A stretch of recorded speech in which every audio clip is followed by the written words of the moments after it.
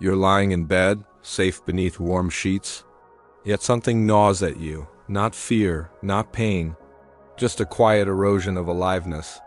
You've avoided discomfort, done everything right, and still your soul feels sedated. What if comfort isn't a reward, but a sedative? You call it peace, but is it just paralysis? The modern world praises security, but have we confused stillness with meaning, routine with purpose? You're not unhappy, but you're not awake. Why does the life you built feel so distant from the life you crave? What if your comfort zone isn't a sanctuary, but a trap? Let's look closer. Comfort zones aren't walls you see, they're mirrors that lie. They reflect back a version of yourself that feels complete, safe, sufficient. But Carl Jung warned, the most terrifying thing is to accept oneself completely. And comfort doesn't ask you to know yourself, it asks you to maintain yourself. No sharp questions, no cracks in the mirror. Nietzsche saw this too. He called it slave morality, where we glorify passivity, obedience, and safety, not because they're noble, but because we fear the consequences of true freedom, and society agrees. Loss aversion says risking failure is worse than living unfulfilled.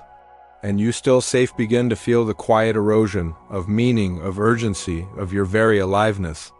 You become your own captor, defending your cell with logic dressed as self-care. Novelty, on the other hand, triggers threat responses. The amygdala flares, the body braces. And so the unfamiliar becomes the enemy, even when it holds your potential. Not in money, not in time, but in who you could have been. But meaning lives beyond the border of comfort, across the line where risk, uncertainty, and growth begin. It rewards predictability, not authenticity. It hands you templates for happiness, then punishes deviation. You don't choose ease, you inherit it. A collective anesthesia dressed as wisdom. Viktor Frankl believed man's deepest drive was not pleasure, but meaning. So why do we stay? Because we forget there is a border. Stay in your comfort zone long enough, and it becomes indistinguishable from identity. Not, this is where I feel safe, but this is who I am. You no longer just avoid discomfort to build a life around that avoidance. You rationalize. You say, it's not for me, or that's just not my path, when deep down it's fear that's whispering those scripts. Neurologically, the brain rewards familiarity with dopamine. Even mediocrity, if repeated, gets wired as pleasure.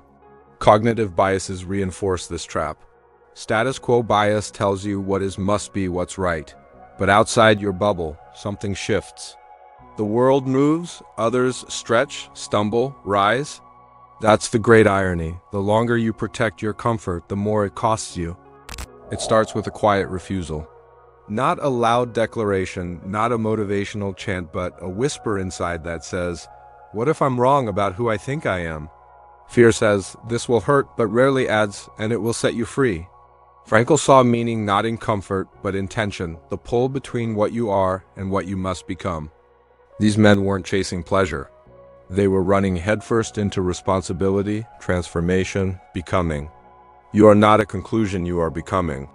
You must choose to lean into that pain not recklessly, but deliberately. Like a diver trusting the water will catch them. Freedom begins not when you conquer fear, but when you stop confusing it with truth. Nietzsche spoke of becoming who you are, not by staying still, but by wrestling with chaos until form emerges. You mistook stillness for peace, but it was stagnation dressed in soft clothing. Challenge every I can't, every I'm not the kind of person who interrupt the script. So rebel not with rage, but with questions. Say yes when you want to say no. Step out before you're ready. Awkwardness is not failure. It's the soil where new roots grow. That growth had to feel good. That clarity arrives before courage, but it doesn't. You leap first. Then, midair, you become the kind of person who flies.